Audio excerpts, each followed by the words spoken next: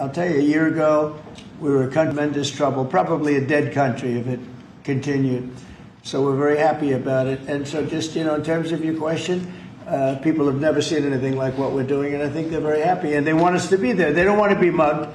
Who would say, gee, I don't want the National Guard? And you need that in terms of numbers. And also, you look at those guys, I looked at them, they're rough guys. They're, the Supreme Court voted recently on merit. We're a merit-based country again. I said they had tremendous courage to do that. We're a merit-based country again. When I looked at the people that were patrolling the streets for the National Guard and for others, I could see we're merit-based. They were rough-looking, they were tough-looking, and they love our country. So that's where we are, Brian. Thank you. Thank you very much. Yeah, please. Yes. Given with all the that's going on with Charlie Kirk's assassination and the left wing, a lot of left wing violence going on, do you have plans? And actually, this is a great opportunity with all these people here. Do you plan on designating Antifa finally a domestic terror organization?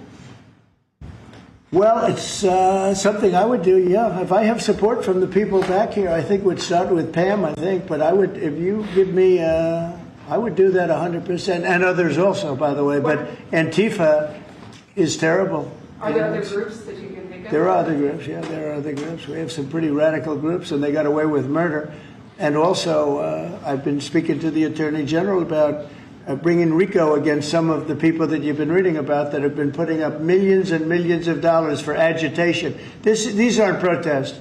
These are crimes, what they're doing, where they're throwing bricks at cars of ICE and Border Patrol. And they come in with a beautiful new car. They're so proud. It's Border Patrol, ICE, it's got whatever it is.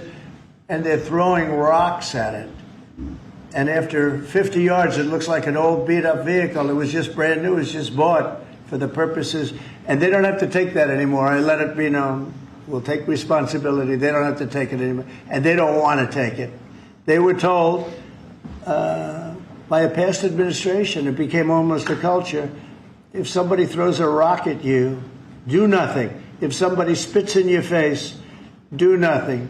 And I say, when they spit, you hit. You do whatever you want.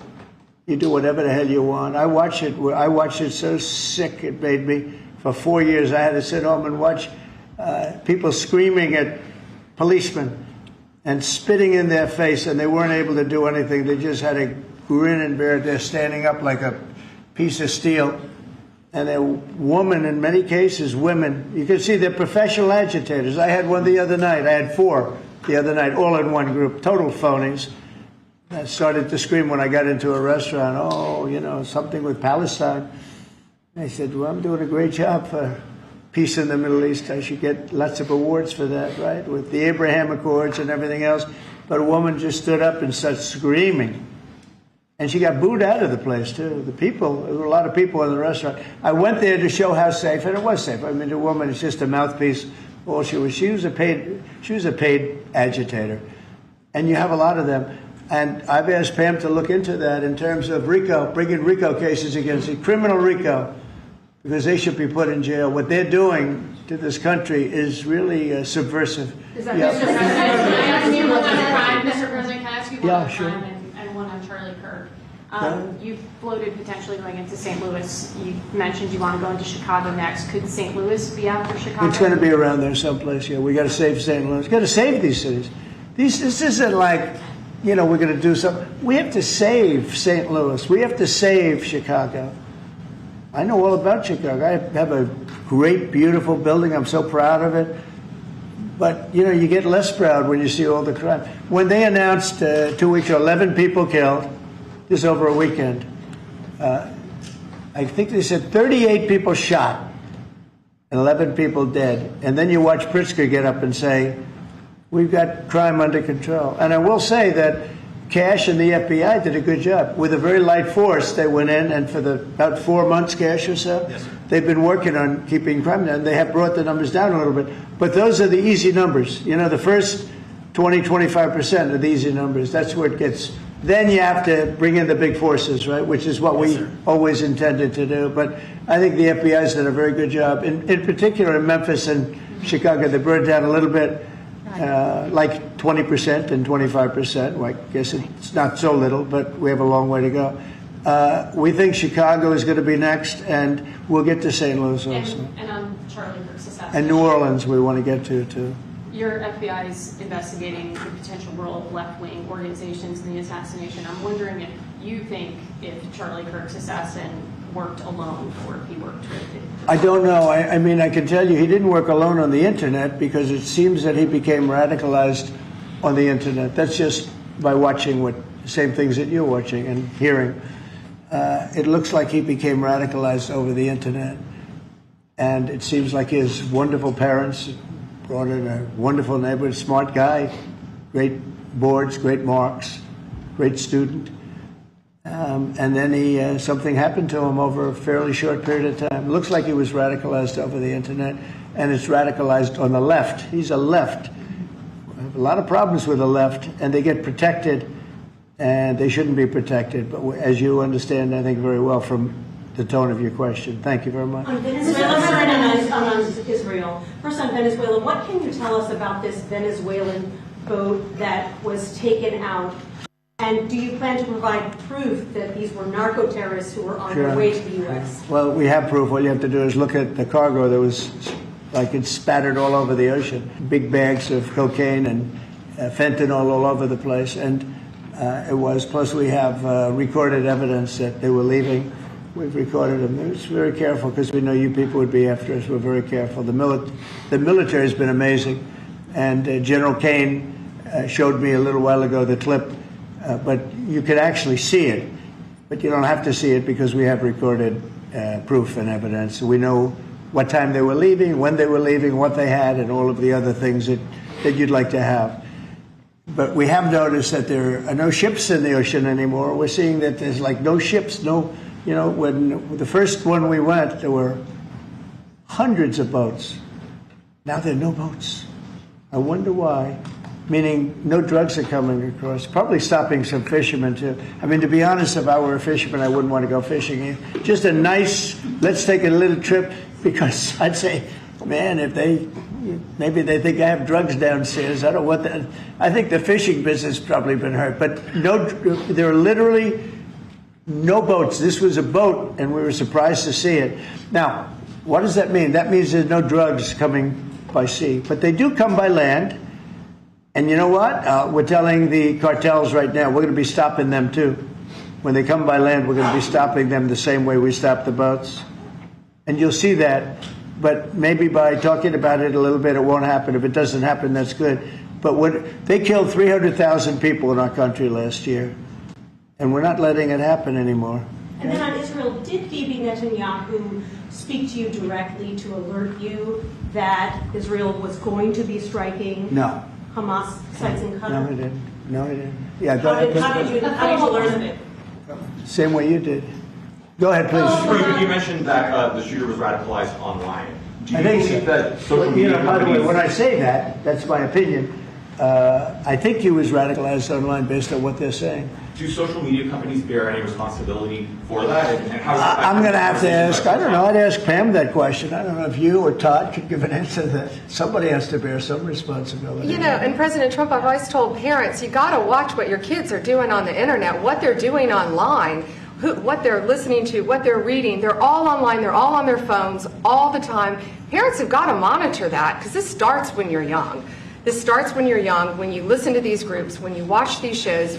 And parents have got to just be vigilant. So sure, that's part of it. And they're meeting kids online who they think are kids, and they can be anywhere in the world, and talking to them. And yeah, they are being radicalized. Mr. President, he went bad, and he just went bad very quickly in a sense, because he sort of led a very normal life, a life of, great education, schools, everything else. But somewhere along the line, something happened. Yeah, please. Thank you, Mr. President.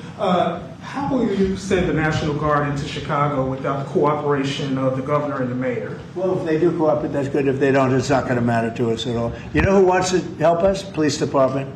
They have no respect for the governor. They have no respect for the mayor. They respect us. And we found that in Washington. We haven't had total support in Washington from government, as you know, from everybody. I don't want to say the mayor because she was better than most, but we haven't had great, but we have had great support from the Metropolitan Police. They're like brothers of these people. They're really like brothers. You see that. They work together. And so if the governor wants to support, as I said to Bill, it's going to be his proudest moment, what he's going to do, the governor of Tennessee, what's going to happen with Memphis. In 3-4 weeks, we'll stand together and we'll say, look at this. The crime has almost disappeared, maybe completely disappeared. In Washington, they don't even know how to record it because it's down so much. You know, they've never heard. I heard 87% is down. I said, really? Who are the 13%? Because it's more than that. It's actually more. Hard to believe, right? You're going to have the same results in Chicago. And we hope we have the governor's help, but if we don't, we're doing it without him. And on social media, Mr. President, you had the framework that's been agreed to with TikTok, for example. Will China continue to have a stake in the company, or will it go? Well, we haven't decided that, but it looks to me, and I'm speaking to President Xi on Friday for confirmation of that, and, you know, frankly, more importantly, a big deal. And we've had very good meetings. As you know, we were in Europe, our people, Scott Bessent and Jameson Greer, and others. And it was a very big meeting with China. And, you know, they're treating us with respect. We treat them with respect, too. But it was very successful. And on top of it, we have what could be a very good deal. Don't forget, I've had more people say, could you try and keep TikTok alive? I use TikTok. I mean, I have to admit it.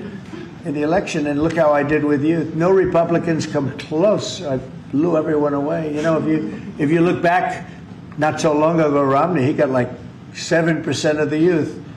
I got like 8 times that amount. I got tremendous numbers of youth. By the way, I want to say, Charlie helped me, and Charlie was the one. Get on TikTok. He used to say to me, "Get on TikTok." Charlie was unbelievable. So. Probably, and I did. I had somebody named TikTok Jack. And he'd put that camera, he said, just a real quick statement, sir, like 10 seconds or less. They didn't like anything over 10 seconds, but it worked. But Charlie is the one that really, and my son Barron also. And I have to say, Don, Eric, the whole group, it's important.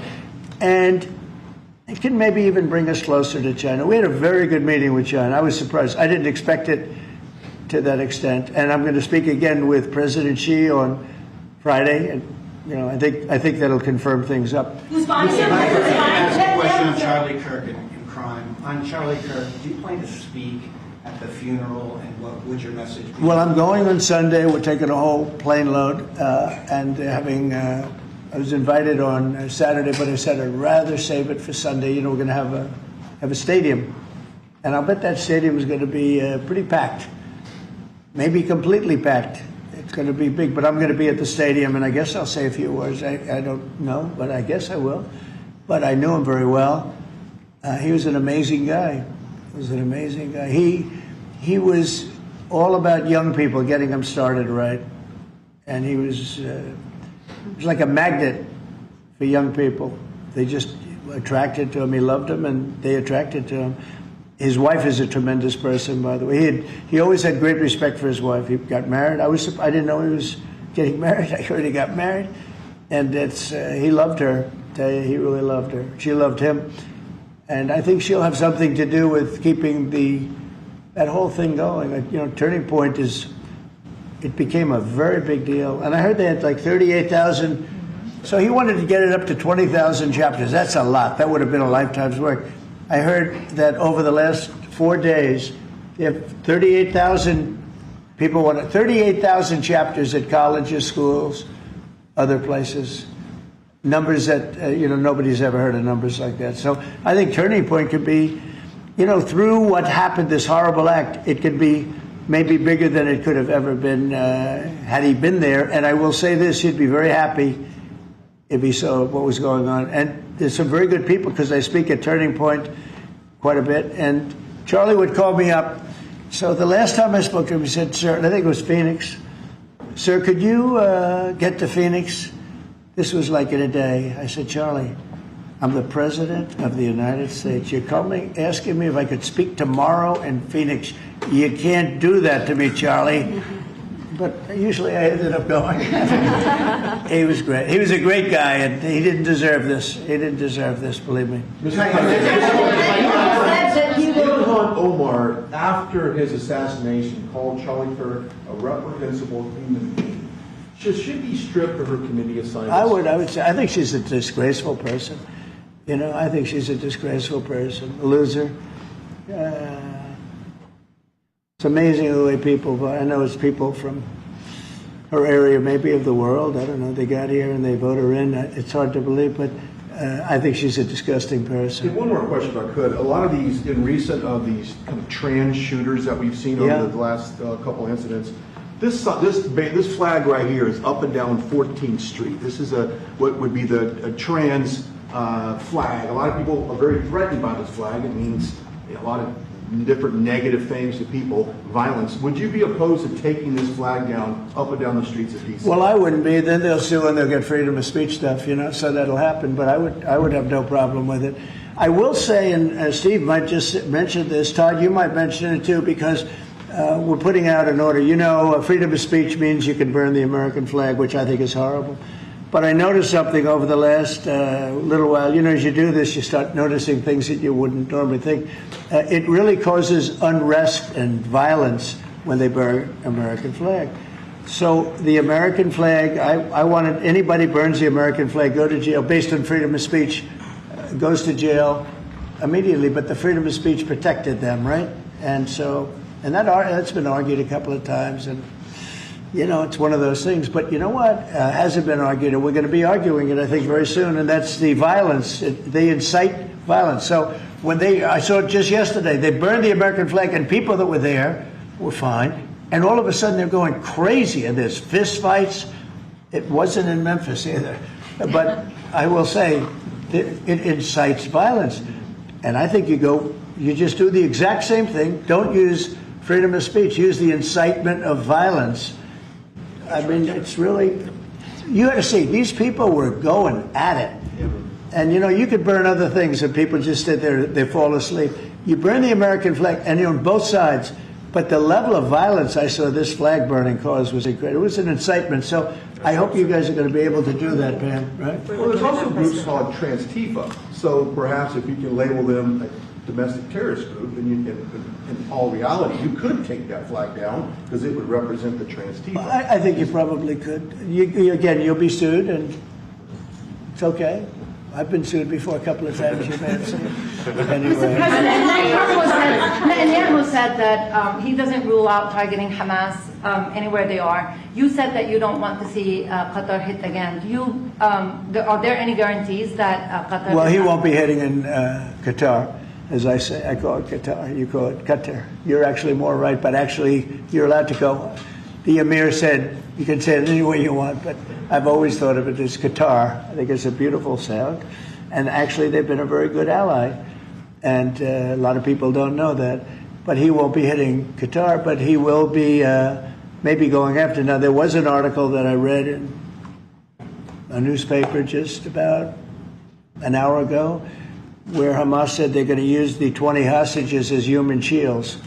They're going to bring them up from the dark tunnels, and they're going to put them in the line of fire so that if Israel goes forward, they're going to die. And I thought that was very terrible, and I put out a statement on that. You saw that. Mr. Charlie Kirk, in retrospect, given all of the moving ways that this White House has paid tribute to Charlie Kirk, right. Do you think it would have been fitting to lower the flags to have staff when Melissa Horman, the Minnesota House Speaker, was gunned down by an assassin as well? I'm not familiar. Oh, who? The Minnesota House Speaker, a Democrat, who was assassinated this summer. Well, if the governor had asked me to do that, I would have done that. But the governor of Minnesota didn't ask me. I didn't.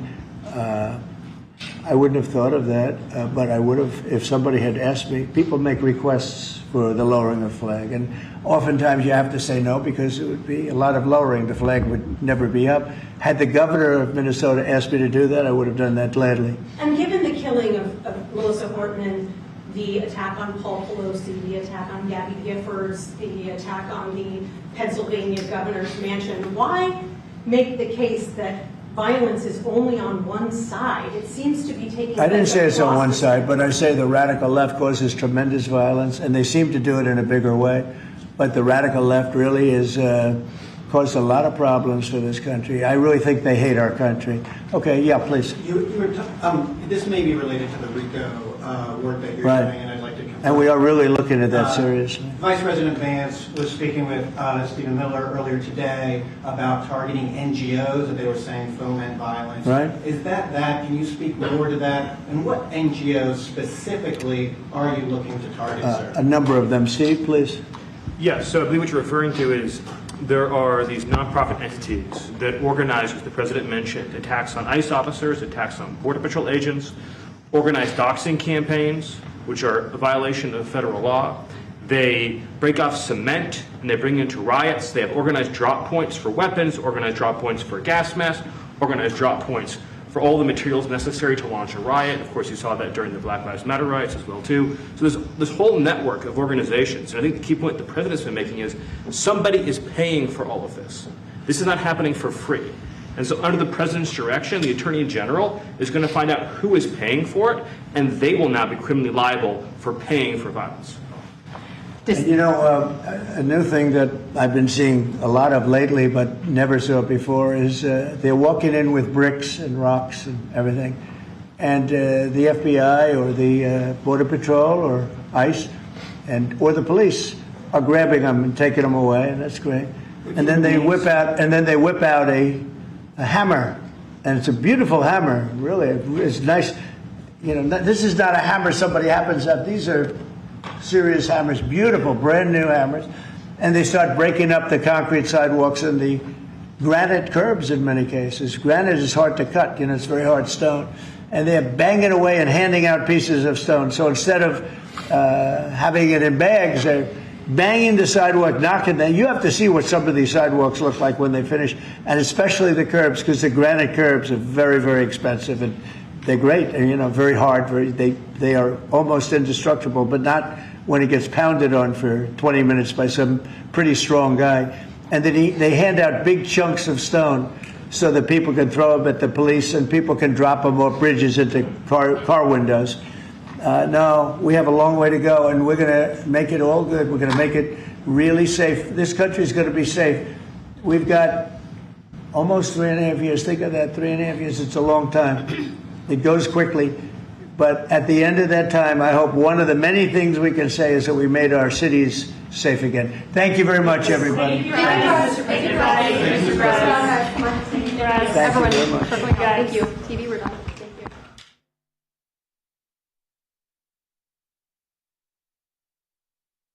Thank you.